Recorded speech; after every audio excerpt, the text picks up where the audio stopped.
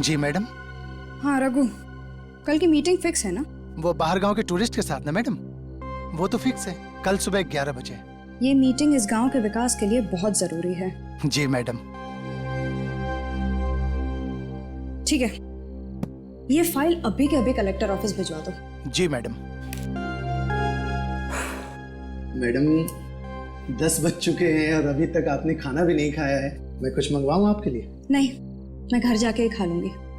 अच्छा जरा वॉचमैन को बुलाओ। बिल्कुल। किशोर,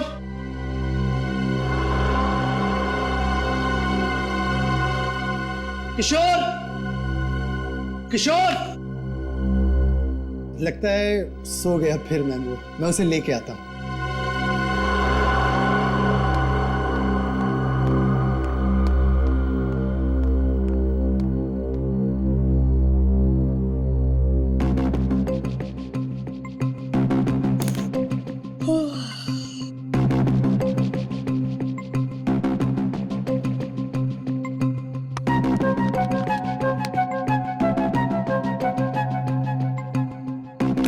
कान बज रहे हैं। ये लाइट कैसे चली गई? किशोर, रघु, किशोर, रघु, किशोर।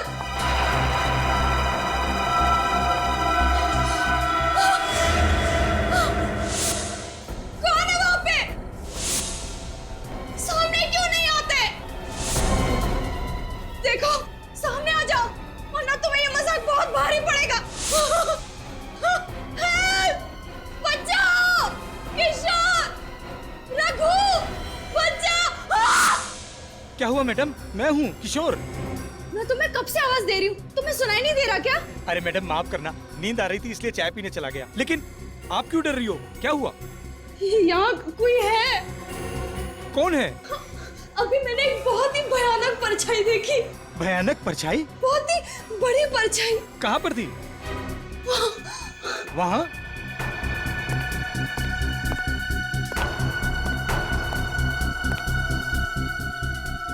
यहाँ तो कोई भी परछाई नहीं है।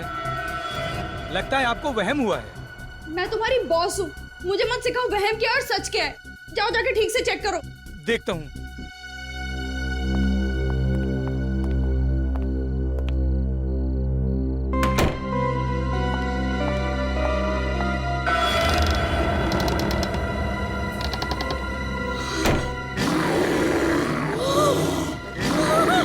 बॉस बताना, बॉस बताना, बचाओ, बचाओ। अरे चलना यार, क्या कर रही है तू? चल चल।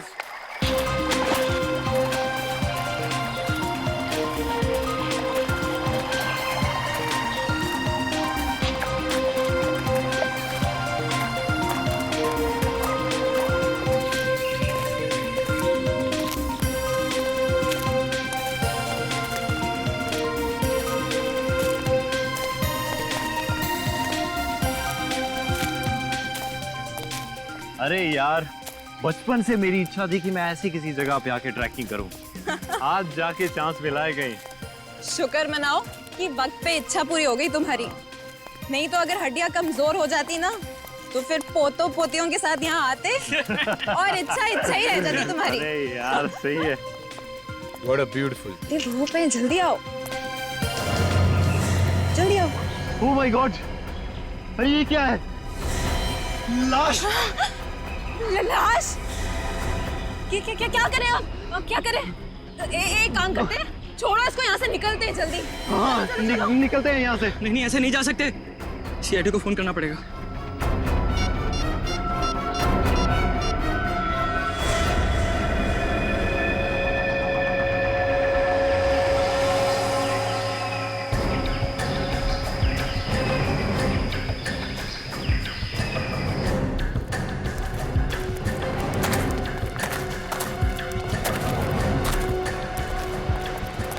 अरे थोड़ा पीछे जाइए, आइए,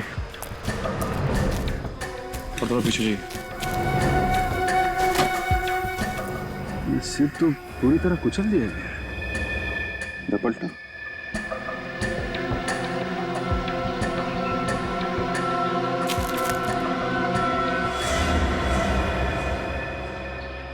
देखा जगह जगह काटने के निशान है।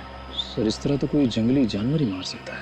हाँ सर, इस निशान को देख के भी यही लगता है कि इसे किसी जानवर ने मारा है, इंसान ने नहीं। ये निशान काफी बड़ा और अजीब सा है। साइज में तो हाथी के पैरों से भी बड़ा है। हाँ सर, जिस तरह से इस आदमी का सर पिचका हुआ है, देखकर तो ऐसे ही लगता है कि उस जानवर के पैर के नीचे आ गया होगा। अब इसकी मौत पैर के नीचे आने से हुई है या किसी और वजह से, ये तो ये निशान बताएंगे। निकल सर।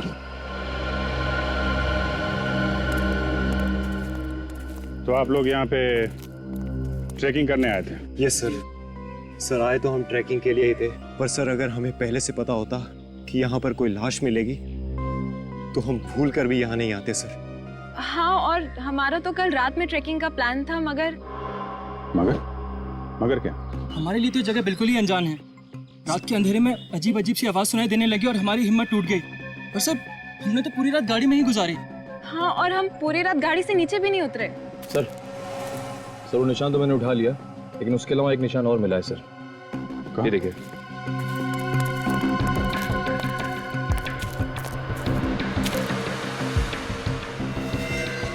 ये खूनी जानवर हमारे लिए रास्ता बनाता हुआ भी गया है। चलो देखते हैं।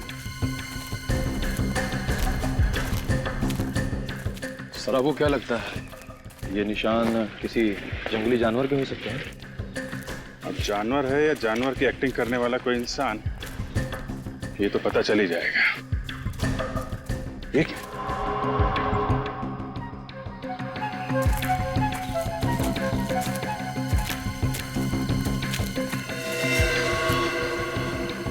दोनों पैरों के निशान यहाँ पे खड़ा हुआ था क्या? यहाँ आसपास चेक करो जरा।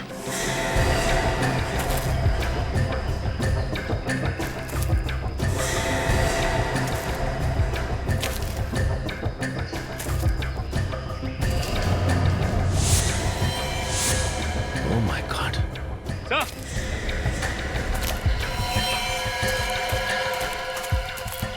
हाँ सचिन। सर एक और आदमी की लाश। माय गॉड, इसका भी सर कुचल दिया गया है। जरा बॉडी पलटो।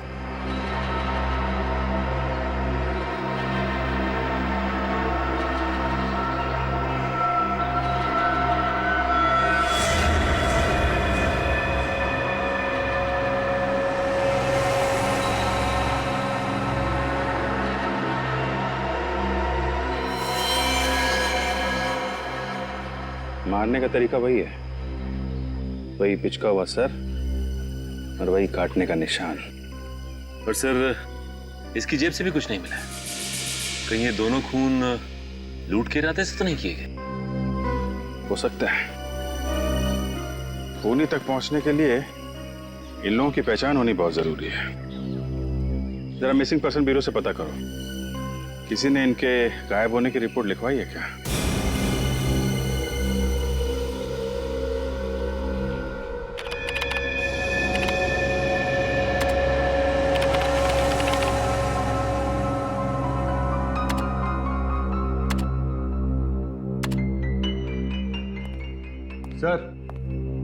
सर पूरे 350 जानवरों के पैरों के निशान चेक कर चुका हूं, लेकिन जो निशान हमें लाश के पास मिले हैं वो किसी भी जानवर के नहीं। ये क्या चक्कर है? जानवर के भी निशान नहीं है, आदमी के भी नहीं है। मैं कुछ बोलूं?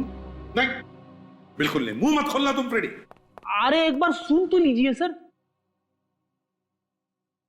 एक ही बात, मगर अगर तुम्हारे मुंह से आत्मा शब्द निकला ना तो मुझसे बुरा कोई नहीं होगा, याद रखना। वाइफ की कसम, आत्मा का नाम नहीं लूंगा, क्योंकि आत्मा के पैरों के निशान तो होते ही नहीं है। बताओ जल्दी। ये पैरों के निशान के साइज देखकर तो ऐसा ही लग रहा है कि ये पैर किसी राक्षस या दानव के होंगे। आत्मा का नाम नहीं ले रहा हूं सर। आत्मा और दानव में उतना ही फर्क होता है जितना गन और राइफल में होता है।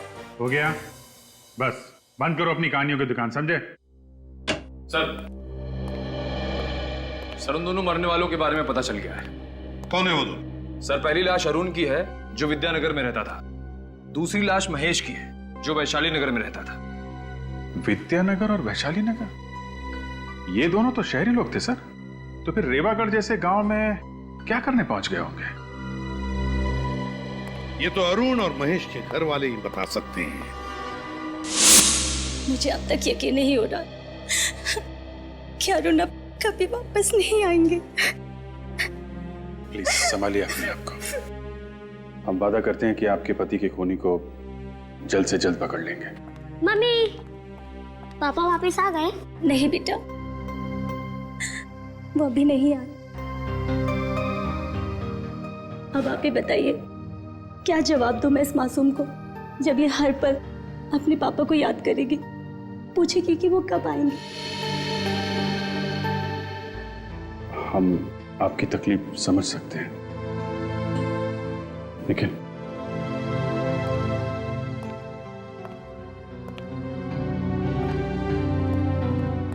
आपको किसी पे शक है? कौन कर सकता है? अरुण का तो कोई दुश्मन भी नहीं था। अच्छा, आप ये बता सकती हैं कि अरुण रीवागढ़ किसी खास काम से गए थे क्या? जी, वो अक्सर वहां जाया करते थे, पर वहां जाने की वजह कभी नहीं बताई उन्होंने।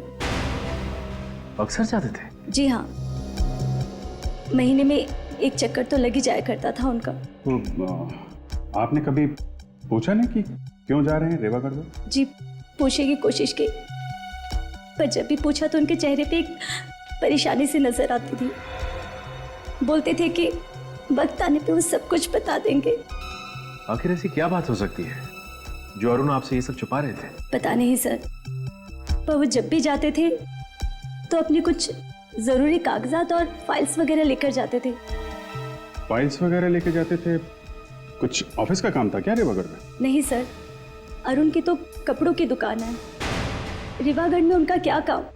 अच्छा, इस बार जब वो रेवागढ़ गए थे तो ये फाइल्स और कागज साथ में लेके गए? जी जी हाँ सर, लेकिन अरुण की लाश के पास से तो हमें ना ही कोई फाइल्स मिली, ना ही कोई कागजात। कहीं वो खूनी तो नहीं ले गया वो सारी फाइल्स और कागज? सर, महेश के घर वालों को भी नहीं पता कि वो रीवागढ़ क्यों गया। कोई तो खास वजह थी भी नहीं जो ये दोनों वहां पहुंच गए।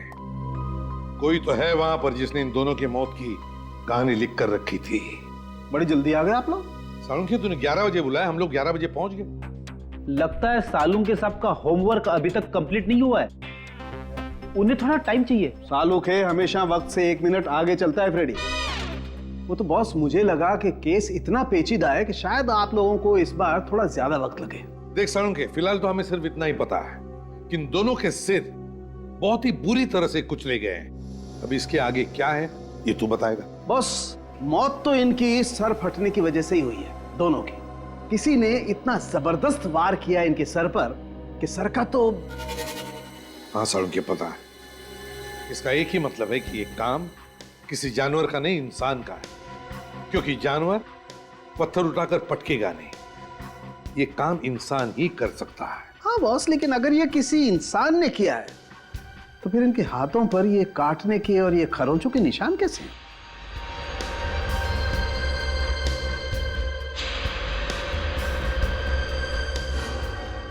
सर, ये काटने के निशान इंसान के दांतों के? नहीं भी नहीं, आदमी के दांतों के निशान इतने बड़े नहीं होते। सालुंखे, जख्मों के अंदर देखता, शायद थूक के ट्रेसेस मिलते, पता चल जाता कि ये काम किसने किया है, इंसान ने या जानवर ने। वो सब कुछ हम कर चुके हैं बॉस। तो फिर क्या पता चला? उससे जो पता चला है उससे तो लगता है कि ये काम ना तो किसी आदमी का है ना किसी जानवर का है। ये खून किसी पेड़ ने किया है, पेड़ ने। क्या? पेड़ ने? ये कैसे हो सकता है सर? क्योंकि इस जख्म में से हमें ये मिला है। ये किसी थूक है जख्मों में? इतनी गाढ़ी थूक? ये थूक नहीं है फ्रेडी, ये गोंद है बॉस, गोंद। क्या कहा? गोंद? हाँ सर, वो वाली गम जो पेड़ के तने से निकाली जाती है। पेड़ के तने से इन दोनों के जख्मों में?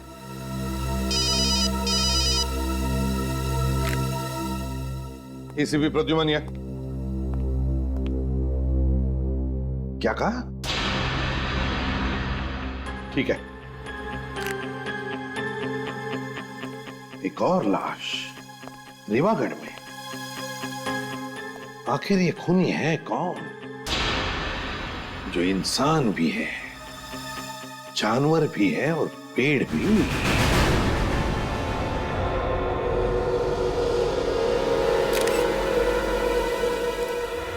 ये बताइए, आपको पता कब चला यहाँ पे लाश पड़ी हुई? सर, यहाँ से मैं अपने घर की तरफ जा रहा था, तभी अचानक मेरी नजर इस लाश पर पड़ी, और जब मैंने लाश को पलट कर देखा तो मेरे तो होश ही उड़ गए। बहुत उम्मीद थी सोनाली जी से साहब कि वो हमारे गांव को शहर से भी आगे लेकर के जाएंगे, मगर हमारे सपनों पर पानी फिर गया साहब। कितना टाइम हुआ था सोनाली जी को यहाँ की तहसीलदार बने हुए? सर, यही करीब कोई 2 महीने हुए हैं, लेकिन इन 2 महीनों में उन्होंने गांव के विकास के लिए इतना कुछ कर दिया जितना कि हमारे गांव के लिए आज तक बड़े बड़े लोग भी नहीं कर पाए।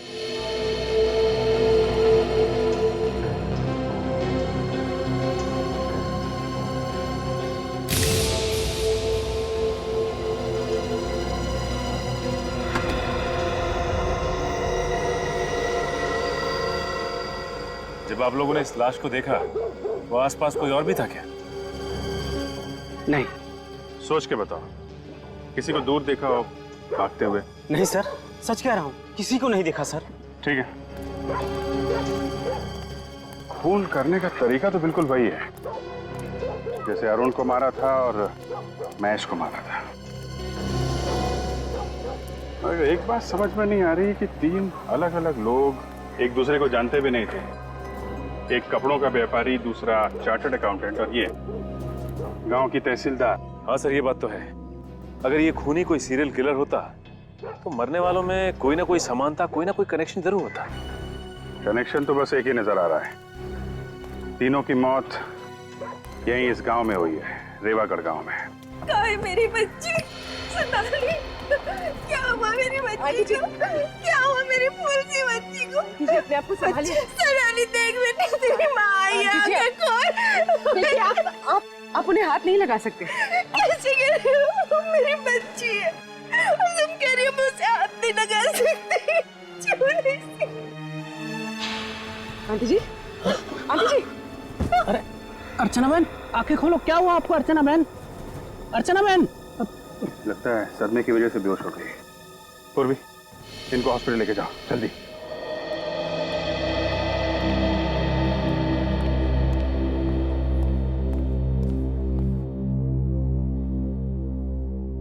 दोबारा बीपी चेक करने से पहले फिर से दवा देना और प्रेशर चेक करके मुझे रिपोर्ट करना। डॉक्टर साहब, अब तबीयत कैसी है इनकी? बेटी की मौत के सदमे की वजह से थोड़ा ब्लड प्रेशर लो हो गया था, अभी ठीक है। बात कर सकते हैं इनसे? हाँ हाँ जरूर। प्लीज। आंटी कैसी हैं आप? जिस बदनसीब औरत से उसकी जवान बेटी रातों रात छिन जाए, वो कैसी हो सकती है? आप पे क्या बीत रही है हम लोग समझ सकते हैं, मगर जिस माँ से वो औलाद छिन जाए जिसे उसने जन्म दिया है, पाला है, पोसा है, उसका दर्द तो सिर्फ एक माँ ही समझ सकती है। सोनाली बिटिया को जिसने भी मारा होगा ना, उसको नरक में भी जगह नहीं मिलेगी। आप जी, मैं ये हरीश भैया है। मेरे पति रवि की मौत के बाद इन्होंने ये सोनाली को बाप से बढ़कर प्यार किया है। रवि मेरे बचपन का दोस्त था साहब। आप लोगों को किसी पे शक है? किसका काम हो सकता है ये?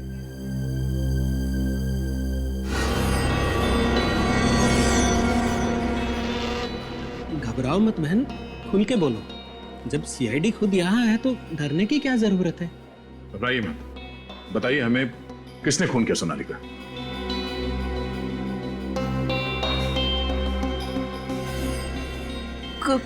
गौरव। गौरव?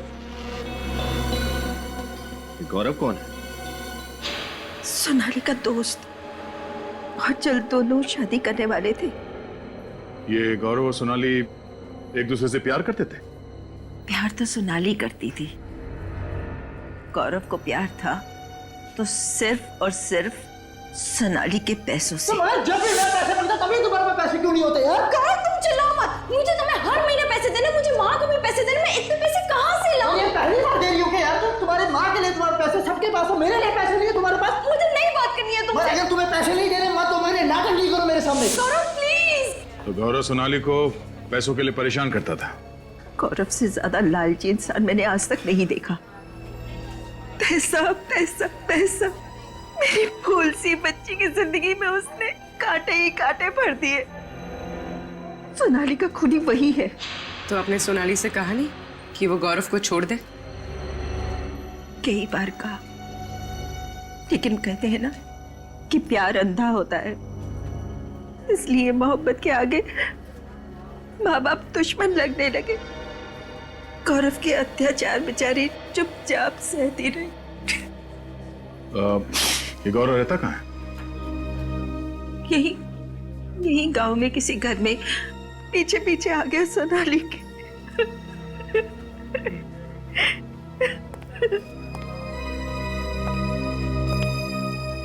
इस गौरव को ढूंढना पड़ेगा।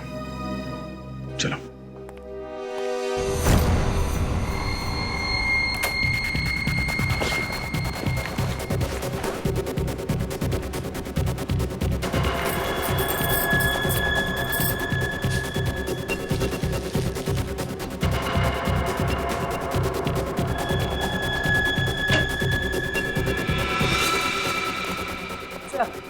ये गौरव का घर।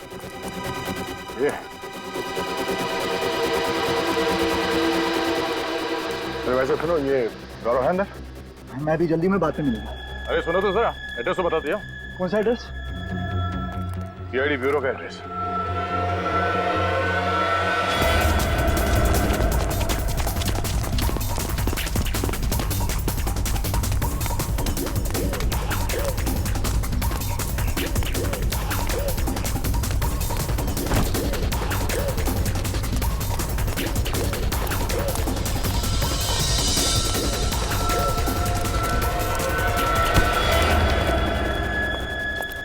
क्यों मारा सोनाली को? देखिए सर, मैंने किसी को नहीं मारा। तुम मुझसे पैसों के लिए परेशान नहीं करते थे? हाँ, पैसे मांगता था, मगर उसके मरने से सबसे बड़ा नुकसान तो मुझे ही हुआ ना। पैसे मिलना बंद हो गए तो फिर मैं क्यों मारूंगा उसको सर? तूने नहीं मारा तो फिर किसने मारा? मुझे नहीं मालूम सर किसने मारा, लेकिन हाँ, वो किसी केस को लेके परेशान रहती थी। कैसा केस? कौन सा केस? शायद कोई जमीन का था। इसके आगे मुझे कुछ नहीं मालूम सर। ठीक है, जब तक इस केस की तहकीकात पूरी नहीं हो जाती, गांव छोड़कर तुम कहीं नहीं जाओगे। विनीत, चल चल। लगता है ये जमीन का केस ही सोनाली की जान का दुश्मन बन गया था। हमें अच्छी तरीके से पता है आप लोग कुछ ना कुछ तो छुपा रहे हैं। सबकी भलाई इसी में है कि चुपचाप सच सच बता दो, वरना उसका चौथा शिकार आप में से भी कोई हो सकता है। सच बताने में तकलीफ नहीं सर, बात सिर्फ इतनी है कि आपको मेरी बातों पर यकीन नहीं होगा सर। क्यों नहीं होगा? क्यों नहीं होगा? बताओ, बात क्या है? सर, ये खून इंसान ने नहीं किया है, दानव ने किया है। दानव ने। क्या? दानव? ये कैसी बात कर रहे हैं आप? देखा सर, मैंने कहा था ना आपको मेरी बातों पर विश्वास नहीं होगा। जैसा मानव होता है वैसा ही दानव होता है, और सच तो ये है कि वही दानव एक एक करके अपने खून की प्यास बुझा रहा है सर। तुम लोगों ने देखा है उसे? हाँ साहब, देखा है। बहुत ही विशाल है वो। उसका रंग अमावस की रात की तरह एकदम काला है। हाथी जैसे बड़े बड़े पैर है उसके, और जब वो चलता है लगता है जैसे धरती पर भूकंप आ जाएगा। कब देखा है? वो सिर्फ रातों में ही नजर आता है। अच्छा, मतलब रेवागढ़ में एक रात गुजारनी पड़ेगी।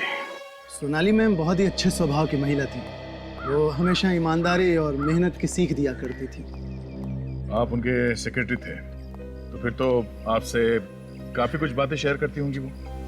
नहीं सर, उनका अभी कुछ ही दिन पहले यहाँ तबादला हुआ था, तो हमेशा काम की ही बातें होती थी। अच्छा, पिछले कुछ दिनों में उनका बर्ताव कैसा था? किसी बात को लेकर परेशान थी? हाँ सर, किसी बात को लेकर चिंतित तो थी मैडम। खाना वगैरह भी टाइम पे नहीं खाती थी। क्या परेशानी थी, कुछ पता है? शायद वो किसी केस को लेकर के मैडम। केस की वजह से? क्या ये केस किसी जमीन से संबंधित थे? सर, मुझे ये बात तो ठीक से पता नहीं, लेकिन हमेशा मैंने उनके मुंह से केस सुना है, और वो खुद से ही बातें करती थी। खुद से बातें करती थी? क्या बोलती थी वो? वो बोलती थी सर कि किसी भी हालत में ये केस जितना जल्दी हो सके निपटाना बहुत जरूरी है। सोनाली का कैबिन कहाँ है? इधर है सर, लेकिन आप इधर से है सर।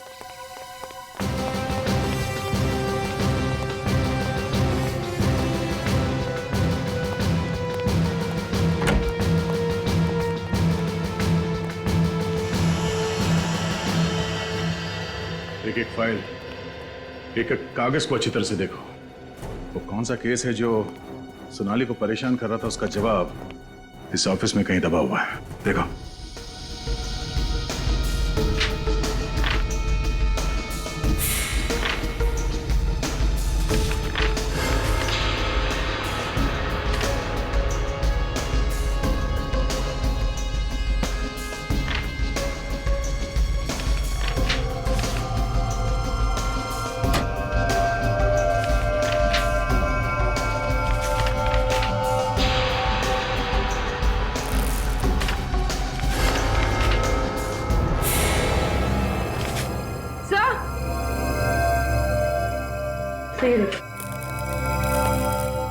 सर चले हुए पेपर्स। मगर सर कोई कागज जलाकर यहाँ क्यों फेंकेगा? वो शायद इसलिए बनी क्योंकि सोनाली की मौत का राज इन कागजों में दफन था। सर ये देखिए, आधी जली हुई फाइल। यहाँ कुछ छपा हुआ है। सर शायद पहले पेज की स्याही का प्रिंट इस फाइल पे छप गया है। हाँ, रुको, यहाँ। क्या हुआ सर? क्या ये सब? ये फाइल और ये कागज किसने जलाया? सरकारी फाइल जला दी किसी ने? ये किसने किया सर? ये तुम हमसे पूछ रहे? या ऑफिस में तुम रहते हो या हम? हाँ सर, लेकिन मैम। सोनाली के कैबिन में सबसे ज्यादा तुम्हारा ही आना जाना होता था ना? बिल्कुल मैम, लेकिन मैं फाइल क्यों जलाऊंगा? कहीं सोनाली मैम नहीं तो नहीं? वाह, ये अच्छा है। जो मर गया उसी के सर पे इल्जाम डाल दो। क्यों? सर वाकई मुझे पता नहीं कि ये किसका काम है सर। ये फाइल देखो। क्या तुम बता सकते हो फाइल किस चीज की है?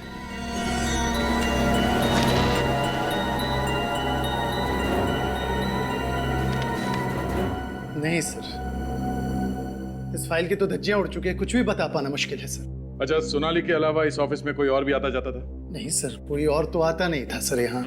मतलब जरूर किसी ऑफिस वाले का ही हाथ है सोनाली के खून में। ऑफिस वाला? हाँ, बाहर का कोई आदमी तो आसानी से आ नहीं सकता, तो कोई अंदर वाला ही दगाबाज है। मगर कौन सर? वो तो ये फाइल पढ़ने के बाद पता चल जाएगा। डॉक्टर सालों के पता लगा ही लेंगे कि फाइल है किस चीज की।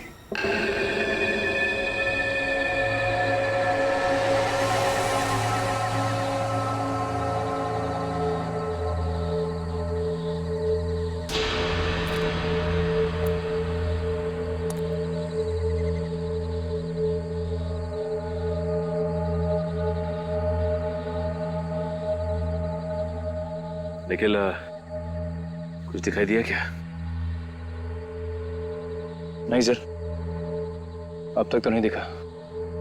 शायद आने वाला होगा। ठीक है निखिल। श्रेया, तुम दोनों बिल्कुल अलर्ट रहना, कभी भी आ सकता है वो।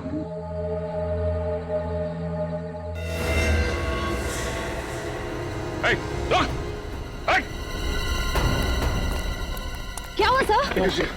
वो आप यहाँ से भागा। एक काम करो, तुम दोनों यहाँ से जाओ, मैं यहाँ से जाता हूँ। सर। Come on!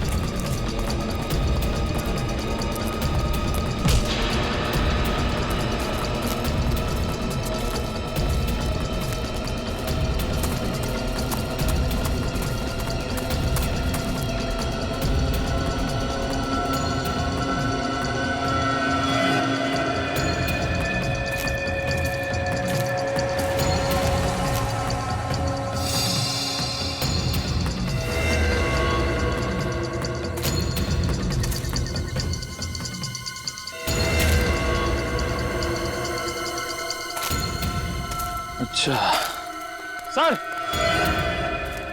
निखिल, क्या हुआ?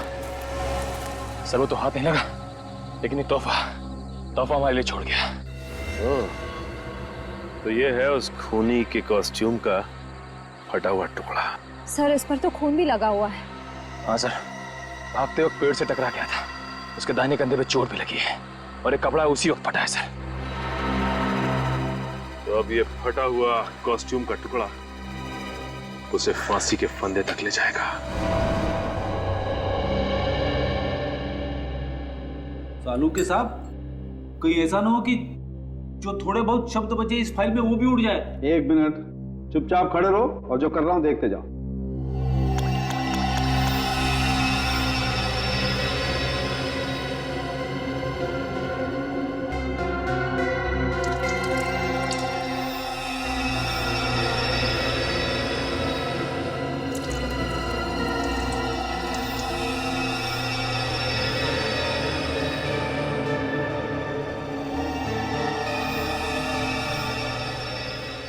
वाह भाई, देखा फ्रेडी, इसे कहते हैं रेत में से सुई ढूंढना।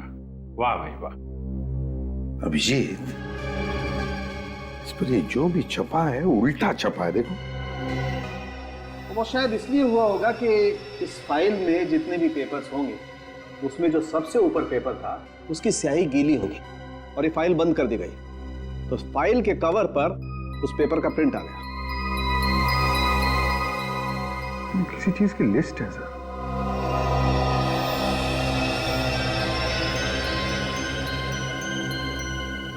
तारिका, जरा मिरर लाना था। सर।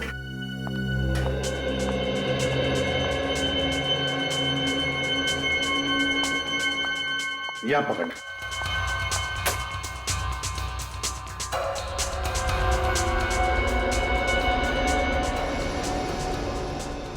अभिजीत, ये तो लोगों के नाम की लिस्ट है। हाँ सर, अरुण, महेश, जगदीश, बाबू, सतीश, रवि। सर और भी नाम है लेकिन वो समझ में नहीं आ रहे। अरुण महेश, अभिजीत, ये अरुण महेश तो वही है ना जिनका बहुत ही बुरी तरह से सिर कुचलकर मारा है कोनी ने। सोनाली जिस केस से परेशान थी, लगता है ये दोनों का संबंध उस केस से है। तो हो सकता है सर बाकी लोगों के नाम जो लिस्ट में हैं उनकी जान को भी खतरा हो। हाँ, उनके सेल फोन नंबर है ना हमारे पास, बुला लो इन सब। Yes sir. सर खूनी हमारे हाथ में आते रह गया सर। कोई बात नहीं, बहुत जल्दी वो हमारे मुट्ठी में होगा। सर फिलहाल उसके कॉस्ट्यूम का टुकड़ा मिला है सर, जो भागते वक्त झाड़ी में फंस गया था सर। इस पे खून भी लगा हुआ है।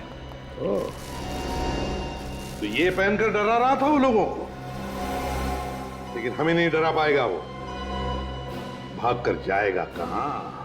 सर, हम जानते हैं ये खून कौन कर रहा है। अब जानते हैं कौन है वो? राजेश। राजेश है? कौन है राजेश? एक नंबर का फ्रॉड ये है सर। सर, गांव की एक जमीन है जो कि सरकारी प्लॉट है, उसने ये जमीन धोखे से पूरे 9 लोगों को बेच दी है। क्या एक सरकारी जमीन को 9 अलग अलग लोगों को बेच दिया? हाँ सर, और उनमें से हम 4 लोग आपके सामने खड़े हैं। तो क्या ये महेश और अरुण भी? वो भी बेचारे उस 420 के चक्कर में फंस गए। आधी कीमत पे जमीन बेची उसने और शर्त ये रखी किसी को भी भनक नहीं लगनी चाहिए। लेकिन आप लोग एक दूसरे से कभी ना कभी तो मिले होंगे ना? वही तो उसका खेल था सर। उसने कहा था जमीन का पोजीशन 2 साल बाद मिलेगा, और इन 2 सालों में उसने 9 पार्टियों को जमीन बेच दी, और इस बात को हमें खबर तक नहीं लगी कि हमारे साथ कितना बड़ा धोखा हो रहा है। तो इस बात की खबर आपको लगी कब? यही कोई 1.5 महीने पहले सर। ये केस हम लोग लेकर सोनाली जी के पास गए थे, जो कि तहसीलदार हैं, ताकि हमारे पूरे पैसे वापस मिल जाए। सोनाली जी का तो खून हो गया सर। इस सब के पीछे वही राजेश ही है, उसको मत छोड़ना सर। ये राजेश रहता कहाँ है, आप लोगों को मालूम है? सर, उसका एड्रेस वगैरह सब नकली था। मुझे लगता है उसका नाम भी नकली है। ठीक है, तुम लोग जा सकते हो। जी सर, आपने इनको जाने दिया sir? 1 minute Freddy, 1 minute. Nikhil sir, तुमने बताया था ना कि दानव के दाएं हाथ पर चोट लगी है पेड़ को टकराने से जब वो भाग रहा था। हाँ सर। अभिजीत, इस राजेश की असलियत का पता चल गया है। समझ लो राजेश मिल ही गया। चलिए सब लोग यहाँ लाइन लगा के खड़े हो जाइए। चलिए जल्दी आइए, जल्दी आइए। सर, सब लोग आ गए भी नहीं? किसी भी घर का कोई पीछे नहीं रहा ना? नहीं सर, एक एक घर अच्छी तरह से चेक किया। 30 से 40 साल के सारे लोग यहाँ हैं। पर बात क्या है एसीपी साहब, ये मेला क्यों लगा रहे हैं आप लोग यहाँ? वो इसलिए जमींदार साहब क्योंकि वो खूनी इसी मेले के भीड़ में हमें मिलेगा। खूनी गांव में से ही कोई है? हाँ जमींदार साहब, ये खूनी इसी आप ही के गांव का कोई है, समझे? आप ही के गांव का।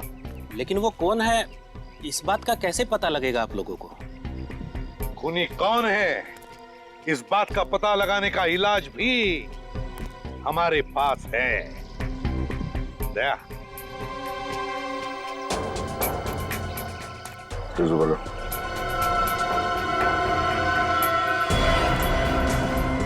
बोलो।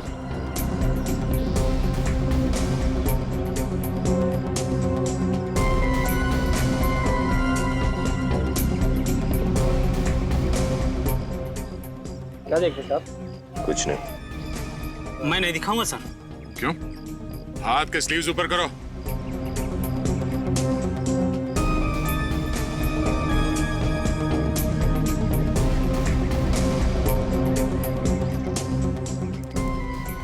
बोलो।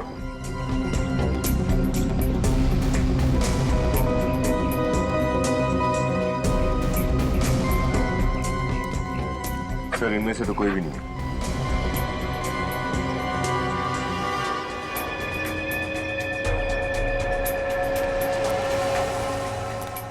अपने स्लीव से खोलो।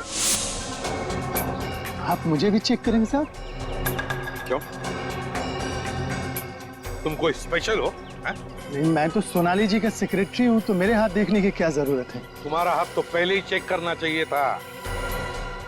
हाथ करो। हाँ, लेफ्ट नहीं राइट।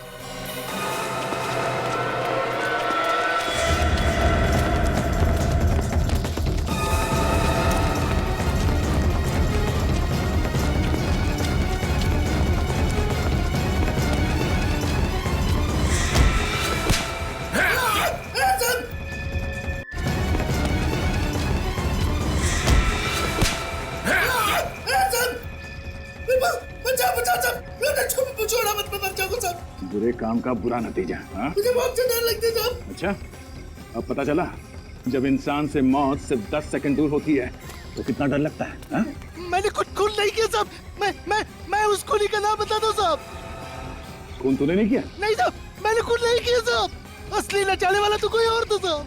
किशोर सर,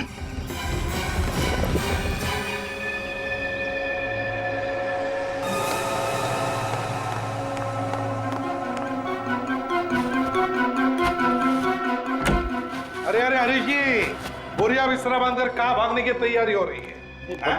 भागने की तैयारी नहीं, वो घर बिखरा हुआ था, सोचा सामान समेट लेता हूँ। अच्छी आदत है, बहुत अच्छी आदत है। हमें भी आदत है साफ सफाई करने की। आप जैसे लोगों को जेल भेज के समाज की साफ सफाई करने की। हरीश जी,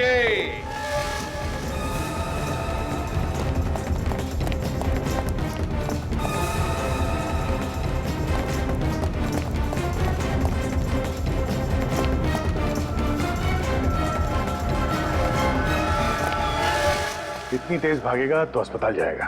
देखो, मुझे जाने तो मैं गांव की आधी जमीन तुम्हारे नाम कर दूंगा, एक बार जाने तो मुझे बस। जमीन का लालच देता तुमने? शर्म नहीं आई तुझे? अगर तू खुद पकड़ा गया था तो मेरा नाम लेने की क्या जरूरत थी? मुझे डुबा के क्या खुद बच गया तू? तेरी वजह से मैं यहाँ पे खड़ा हूँ। न तू मुझे पैसों का लालच दिखाता और न मैं नकली दानव बनता और न मैं वो सारे खून करता। अच्छा, तुम हो वो दानव जो लोगों के दिल में डर पैदा कर रहे थे? हाँ साहब, पहले मैं उनके सर पर पत्थर मारकर उनकी जान ले लेता था, फिर मैं उसका सर जमीन में गाड़ कर उसके ऊपर दानव के पांव का निशान बनाता था।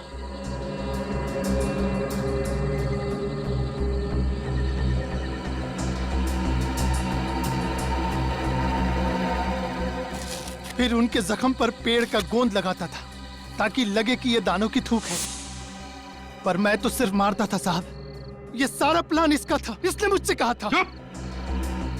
अगर ये तुम्हें कुएं में कूदने के लिए कहता तो क्या कूद जाते?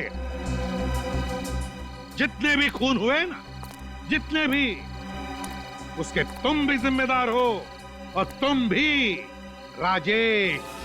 राजेश? हाँ, राजेश उर्फ हरीश। 9 लोगों को तुमने फंसाकर उन्हें एक ही जमीन बेची और फिर एक एक करके उन 9 लोगों को खत्म करना शुरू कर दिया इस दानव के जरिए। तो क्या करता मैं साहब, मेरा भांडा फूटने वाला था। हर दूसरे दिन कोई ना कोई पार्टी आ जाती थी जमीन पे।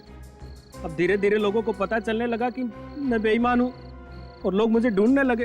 तो इसीलिए तुमने दानों की अफवाह फैलाकर खून करवा दिया, हाँ? ताकि बाकी के लोग दानों के डर से वापस आए नहीं। हाँ साहब, सोनाली को भी मैंने ही मरवाया क्योंकि वो इस केस की तहकीकात कर रही थी। ये सब किस लिए